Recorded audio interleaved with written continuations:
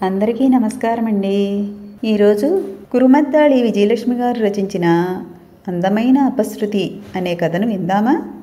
జాగ్రత్తమ్మా, ఎవరు తలుపు కొట్టినా పేరడిగి కిటికీలోంచి చూసి ఆపై తలుపు తీయి. అలాగేనండి. ఒక్క మాట, అతను నిజంగా హంతకుడా అండి? భయం దాచుకుని అమాయకంగా అడిగింది శృతి.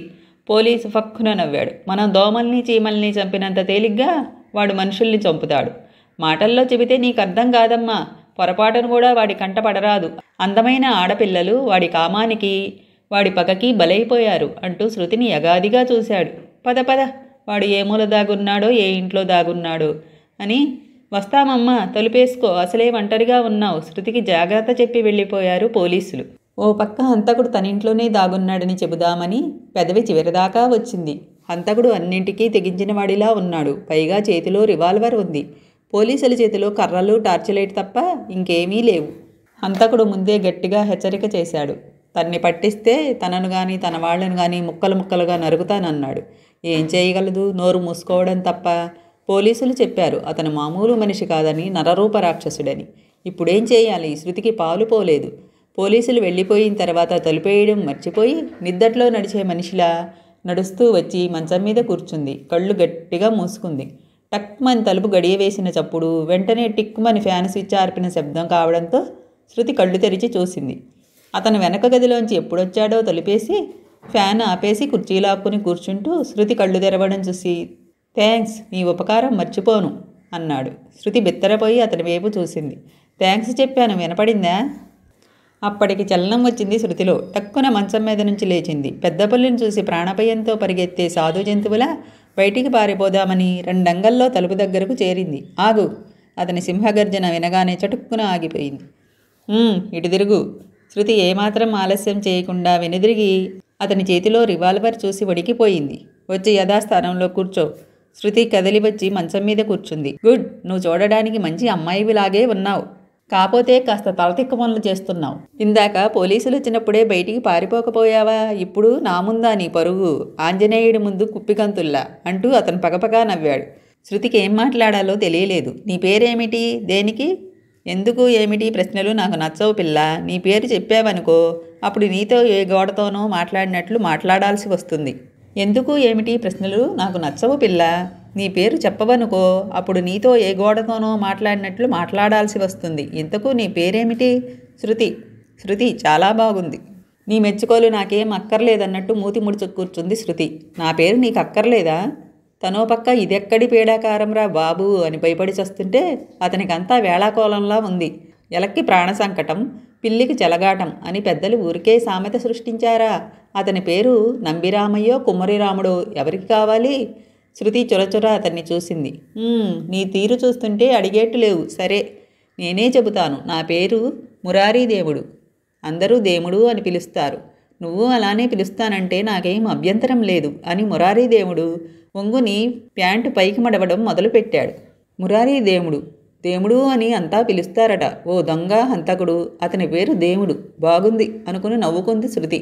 రాణి రుద్రమదేవి నవలలో మురారీదేవుడు పేరుంది అని గుర్తుకొచ్చింది. ఏమిటి? నీలో నీవే నవ్వుకుంటున్నావు. నా పేరు అంత నవ్వొచ్చేట్టు ఉందా? నవ్వే వచ్చింది దేముడా అని పిలవంగానే దొంగలు హంతకులు ప్రత్యక్షమయ్యే రోజులివి కదా అని. అబ్బో అన్నట్టు మురారీదేవుడు భుజాలు ఎగరేశాడు. చాలా కోపంగా ఉన్నావే. రామా అని పిలవంగానే శ్రీరామచంద్రుడే వస్తున్నాడా? ఏ చిలిపి కృష్ణుడో చిల్లరదేవుడో వస్తున్నాడు గాని. మాటలతో తెల్లవారెట్లుంది. నా బట్టలు తడిసిపోయాయి. ఆ గదిలో ఉన్న లుంగీ, షర్టు, ఓ పెద్ద పాతగుడ్డ ఉంటే, ఏదన్నా ఆయింట్మెంటు, టించర్ ఉంటే మరీ మంచిది, తెచ్చిపెట్టు అన్నాడు షర్టు విప్పి పక్కన పడేసి. ఎందుకు? అంది శృతి. ఎందుకేమిటి? నా బట్టలు తడిసాయి కనపట్టంలా? కనపడుతూనే ఉంది. మళ్ళీ వానలో వెళ్ళేవాడికి పొడి బట్టలెందుకు? నేను వెళుతున్నానని ఎవరు చెప్పారు? తాపీగా అన్నాడు మురారిదేవుడు. ఏమిటి ఇప్పుడు వెళ్ళిపోవా? భయంతో కళ్ళు పెద్దవి చేసి అడిగింది శృతి. వెళ్ళను. శృతికి కాళ్ళలోంచి వణుకు బయలుదేరి నడినెత్తికి పాకింది. ఇందాక ఆ పోలీస్ కుక్కలు నీతో చెప్పింది మర్చిపోయావా? నా కోసం ఈ పేటంతా కాపలా పెట్టారట. అయినా వాళ్ళ కళ్ళు గప్పి పారిపోవడం బ్రహ్మ విద్య కాదు. బయట జోరుగా వర్షం కురుస్తుంది. పారిపోతూ ఇలా వచ్చాను. ఈ ఏరియా పూర్తిగా నాకు కొత్త. బయట గాఢాంధకారం. దెబ్బతిన్న కాలు బాగా సలుపుతున్నది. చాలా రక్తం పోయిందేమో. కాలు కింద మోపడం కష్టంగా ఉంది. ఈ పరిస్థితుల్లో పారిపోవడం అదే పరిగెత్తడం చాలా కష్టం అంటూ మోకాలుపైకి ప్యాంటు మడిచాడు మురారీదేవుడు. ఇందాక కంగారులో చూడలేదు కానీ ఇప్పుడు చూసింది శృతి.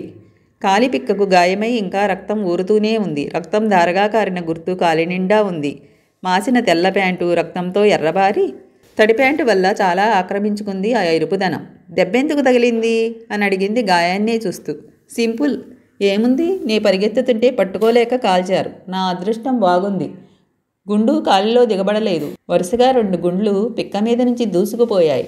గాయం బాగానే అయ్యింది. ఏదన్నా మందు గుడ్డ ఇస్తే గాయం తుడిచి కట్టుకుంటాను. శృతి ఏమనుకుందో లేచి వెళ్ళి ఐడెక్స్ చినిగిన తెల్ల లుంగి గుడ్డ తెచ్చి ఇచ్చింది. తీరుబడిగా తడిగుడ్డతో గాయం చుట్టూ రక్తం తుడిచేసి ఐడెక్స్ రాచి కాటన్ లేదా అని అడిగాడు. ఉంది కానీ అది పరుపులు చినిగితే తీసి మూటకట్టిన దూది, కావాలని వీలైనంత వ్యంగ్యంగా అంది శృతి. కొత్త పరుపులు కుట్టించడానికి పనికి వస్తుంది దూది, నొక్కి నవ్వుతూ అని సర్రున లుంగీ చించి కాలికి కట్టుకట్టేశాడు. లేచి నిలబడ్డాడు. ఓ లుంగీ ఓ షర్టు నా ముఖాన పారేస్తే ఈ తడిబట్టలు విప్పేస్తాను, చలి మునికించేస్తున్నది అన్నాడు తడి షర్టు విప్పుతూ. అన్నయ్య షర్టు మీకు చాలదు, మా అన్నయ్య చాలా పొట్టి. పర్వాలేదు, ఎలాగోలా తొడుక్కుంటాను, జాకెట్లనైనా ఉంటుంది కదా. శృతికి నవ్వొచ్చింది. అంతలోనే తను దొంగతో హంతకుడితో మాట్లాడుతున్నట్లు గుర్తుకొచ్చింది. నేనివ్వను మొండిగా అంది. సరే నేనే తీసుకుంటాను అని పక్క గదిలోకి నడిచాడు మురారీదేవుడు. శృతి బిగుసుకుపోయి నుంచుంది. మురారీదేవుడు కాలికి కట్టుకుంటున్నప్పుడు రివాల్వర్ కుర్చీ పక్కనున్న స్టూలు మీద పెట్టాడు. దాన్నక్కడే ఉంచి ఇప్పుడు లోపలికెళ్ళాడు. శృతి చూపులు రివాల్వర్ మీద పడ్డాయి. శృతి కళ్ళు మెరిశాయి. శృతి కళ్ళకి రివాల్వర్ మారణాయుధంలా కనిపించలా. ఎడారిలో బిందెడు నీళ్లు దొరికినట్లు అనిపించింది. శృతి వచ్చిన అవకాశం పోగొట్టుకోలేదు. ఒక్క అంగలో స్టూలు వద్దకెళ్ళి రివాల్వర్ అందుకుంది. అతను గదిలోంచి రాగానే రివాల్వర్తో బెదిరించి ఇక్కడి నుంచి పంపేయాలి అనుకుంది. శృతి ప్రస్తుత పిరికిది కాదు. జీవితంలో కష్టాలను ఎదుర్కొనగలదు, ఇలాంటి ఆపదలు ఎదుర్కోగలదు. కానీ ఇప్పుడున్న పరిస్థితి వేరు. అతను హంతకుడు, ఆడపిల్లలెందరినో రేపు చేసినవాడు. ఇంతకు ముందు దాకా చేతిలో ఆయుధం ఉంది. బలవంతుడు, ఉత్త చేతులతోనే 10 మందిని తన్నేట్టున్నాడు. ఇప్పుడు రివాల్వర్ శృతి చేతిలో ఉంది. ఇంకేం? రివాల్వర్ సూటిగా గది గుమ్మం వైపు గురిపెట్టి ఉంచి స్టడీగా నుంచుంది శృతి. గదిలో తీరుబడిగా బట్టలు మార్చుకుంటున్నట్టున్నాడు. గీత్గాయ పత్తరంనే అంటూ సన్నగా హుషారుగా ఈలపాట పాడుతున్నాడు మురారీదేవుడు. లోపల నుంచి బయటికి రా దేవుడు, పాట ఒక్కటి ఏమిటి, నీ చేత భరతనాట్యం చేయిస్తాను అనుకుంది శృతి. లోపల మురారీదేవుడి ఈలపాట ఆగిపోయింది. శృతి అన్నయ్య పేరు సిద్ధార్థ. అతను మరీ పొట్టి కాదు, కానీ బొద్దుగా ఉండడం వల్ల పొట్టిగానే ఆనుతాడు. మురారీదేవుడు లాంటి మంచి హైట్ మనిషి పక్కన నుంచుంటే భుజాల దాకా వచ్చి పొట్టిగా కనబడడం ఖాయం. సిద్ధార్థ లుంగీని కట్టుకుని సిద్ధార్థ షర్టుని ధరించాడు మురారీదేవుడు. అవి అతనికి బఫూన్ వేషంలా అమిరాయి. లుంగీ గిలకలపైకి ఉంది. షర్టు తొడిగి వదిలేశాడు. గుండీలు పెట్టుకోవడానికి అడ్డలంబు చాలలేదు. షర్టు చేతులు అంతే, మోచెయ్యి దిగి జానెడు కిందికి ఉన్నాయి, అదైనా బిగుతుగా. మురారీదేవుడు తన్ను తానే చూచుకుంటూ గదిలోంచి బయటకొచ్చాడు. శృతి తీవ్రంగా చూస్తూ రివాల్వర్ గురిపెట్టి నుంచుంది. ఈ దుస్తుల్లో ఎలా ఉన్నాను శృతి అంటూ తలపైకెత్తాడు మురారీదేవుడు. ఎదురుగా కనబడ్డ దృశ్యం చూసి నిర్ఘాంతపోయి గుమ్మం వద్ద నిలబడిపోయాడు.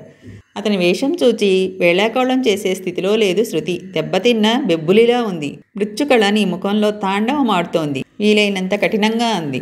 అతను భుజాలెగరేశాడు. చేతులు కట్టుకుని గుమ్మానికి ఆనుకుని టీవీగా నుంచున్నాడు. చూపులు నిర్లక్ష్యంగా ఉన్నాయి. నీకు జాతకాలు చెప్పడం కూడా వచ్చేమిటి తమాషాగా అడిగాడు. పిచ్చి పిచ్చిగా వాక్కు అంది శృతి.